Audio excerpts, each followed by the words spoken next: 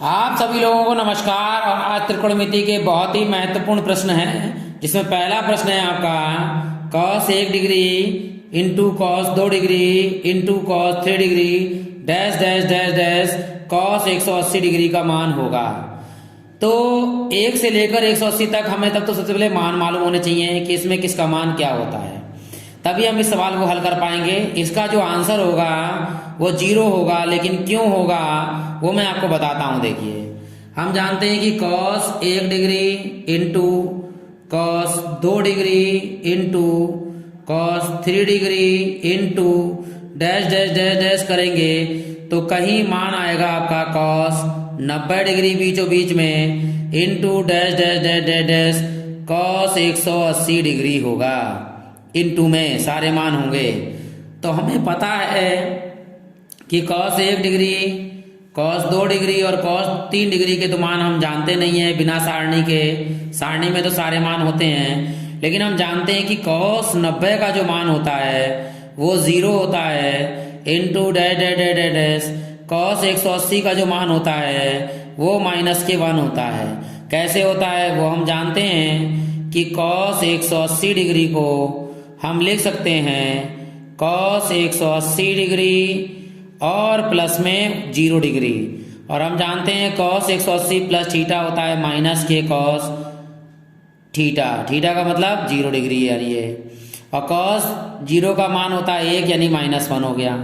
हम जानते हैं कि 0 से अगर हम किसी की भी गुणा करें और सब इंटू में हो तो उस पूरे पद का मान हो जाता है 0, अर्थात cos 1 डिग्री से लेकर डैश डैश डैश डैश 180 तक का जितना मान होगा अगर उनकी गुणा हो रही है तो सारे मान आपके हो जाएंगे 0। अब चलते हैं दूसरे सवाल पर। है sin 1 डिग्री से लेके sin 180 डिग्री तक, इसका भी मान 0 होगा। क्यों होगा 0 ये भी देख लीजिए भाई। sin 1 degree into sin 2 degree into sin 3 degree dash dash dash dash dash dash, और बीच में आएगा आपका sin 90 degree into dash dash dash dash, और लास्ट में लिखा है sin 180 डिग्री।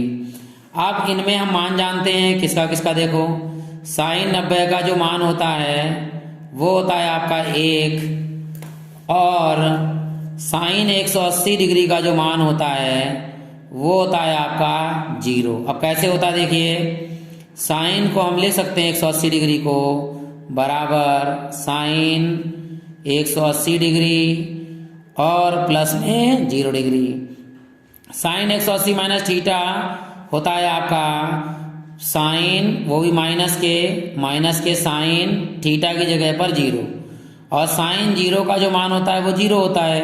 0 ना माइनस का होता है ना प्लस का होता है, तो हम 0 लिख सकते हैं। इसी प्रकार यहाँ लिखते जाइए sin 1 degree sin 2 degree into sin 3 degree dash dash dash dash sin 90 का मान होता है 1 into dash dash dash sin 180 का मान होता है 0, और 0 की आप किसी से भी गुणा करेंगे तो ओवरऑल मान हो जाएगा इसका 0। यही आपका आंसर हो गया।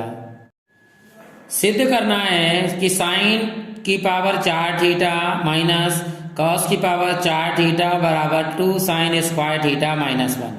भाई LHS ले लेते हैं हम, और LHS में काम क्या करते हैं, ये जो 4 घात है इसको बनाएंगे हम sin स्क्वायर थीटा यानी 2 घात की 2 घात 2 दूनी 4 माइनस cos स्क्वायर थीटा का होल स्क्वायर हो गया ये आपका। अब ये फार्मूला बन गया आपका a square minus B square वाला, यानी एक बार प्लस में और एक बार माइनस में, तो बन जाएगा ये आपका हो जाएगा sin square theta plus cos square theta, एक ब्रैकेट में हो गया, और दूसरे ब्रैकेट में हो जाएगा sin square theta minus cos square theta. हम फार्मूला जानते हैं क्या, sin square theta plus cos square theta बराबर होता है 1। इसका मान तो हम लगा देंगे 1 इंटू, हमें cos स्क्वायर नहीं चाहिए, आंसर में चाहिए sin स्क्वायर। तो एक फार्मूला और जानते हैं हम क्या, cos स्क्वायर थीटा बराबर होता है 1 माइनस sin स्क्वायर थीटा। ये तो 1 हो गया मान, ये साइन स्क्वायर ऐसी रखिए, साइन स्क्वायर थीटा, यहाँ बड़ी ब्रैकेट लगा लेते हैं, यहाँ माइनस, और कॉस स्क्वायर थीटा की जगह पर हम लगाएंगे 1 minus sine square theta. Into में अगर 1 है तो गुणा करेंगे, कोई फर्क नहीं पड़ेगा, 1 हट जाएगा, अंदर क्या बचेगा साइन स्क्वायर थीटा, माइनस अब ब्रैकेट खोलेंगे 1 माइनस का हो जाएगा, और minus minus plus sine square theta, एक साइन स्क्वायर थीटा, एक साइन स्क्वायर थीटा आपके हो जाएंगे 2 साइन स्क्वायर थीटा, और माइनस में है आपका 1, यही आपका हो गया RHS। चाहिए था आपका 2 साइन स्क्वायर थीटा माइनस 1। अगला सवाल है साइन A माइनस बी बराबर 1/2 और कॉस A प्लस बी बराबर 1/2। तो ये कह रहा है कि A प्लस बी का जो मान होगा वो 0 से बड़ा होगा और 90 के या तो बराबर होगा या 90 से कम होगा। A का मान बड़ा है B से, तो A और B के मान ज्ञात कीजिए। तो पहला लिख लेते हैं हम साइन A माइनस बी बराबर 1/2। अब 1/2 मान साइन में किसका होता है? हम जानते हैं कि 1/2 मान साइन में 30 डिग्री का होता है। तो यहाँ हो जाएगा साइन A माइनस बी बराबर 1/2 की जगह पर लिखेंगे हम साइन 30 डिग्री। ठीक, तो भाई ये 30 डिग्री तुलना जब करेंगे साइन से साइन कैंसिल हो जाएगा, A माइनस बी का मान हो गया आपका 30 डिग्री। ठीक, इसमें से A का मान निकाल लेते हैं, बी A माइनस का इधर आके काय का हो जाएगा प्लस का, तो A बराबर हो जाएगा 30 और ये माइनस का है प्लस का हो जाएगा B। समीकरण नंबर हो गया आपका 1। ठीक, अब ये दूसरा दिया हुआ है कॉस का मान, ये भी लिख लेते हैं बेटा। क्या दिया हुआ है? कॉस A प्लस बी बराबर दिया है 1/2। ठीक, अब 1/2 मान कॉस है इधर, तो कॉस का मान देखना होगा हमारे लिए। तो 1/2 मान कॉस में होता है कॉस 60 डिग्री का। तो यहाँ लिख लेते हैं कॉस A प्लस बी बराबर 1/2 की जगह पर लगाएंगे कॉस 60 का मान, यानी कॉस 60 डिग्री।